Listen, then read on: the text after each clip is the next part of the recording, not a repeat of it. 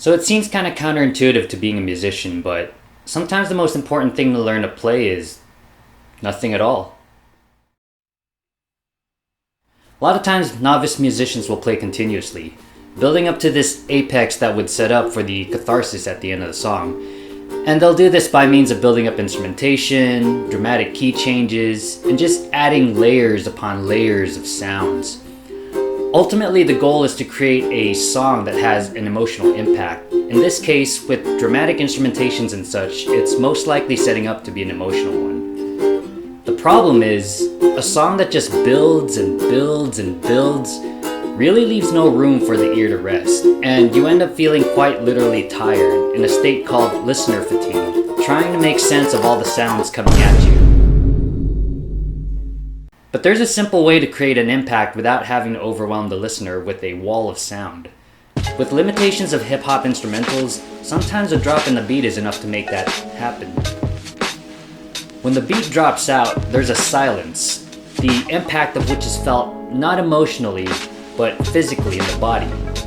When the beat starts again, you may feel yourself stomp down on the downbeat, or snap up with the snare on the upbeat. But most importantly, the silence in themselves can actually be used to create a rhythm, as with gated filters on synths. This variation in the rhythm is enough to create a sense of impact and variety on its own, without having to rely on dramatic builds. Now, in the context of playing percussive ukulele, there are two ways we can go about to accomplish this. First, you can simply drop the beat and play conventional fingerstyle or strumming. Or you can do the reverse by muting the strings and playing only the percussion.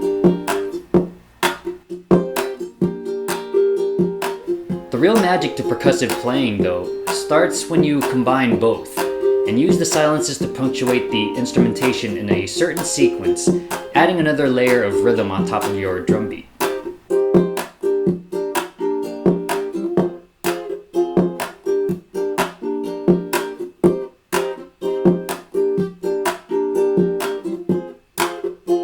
Notice how I'm playing the same drum beat pattern, but the perception of the rhythm is now different, as the combination of strums, punctuated by muted silences, shifts where the perceived emphasis of the rhythm is.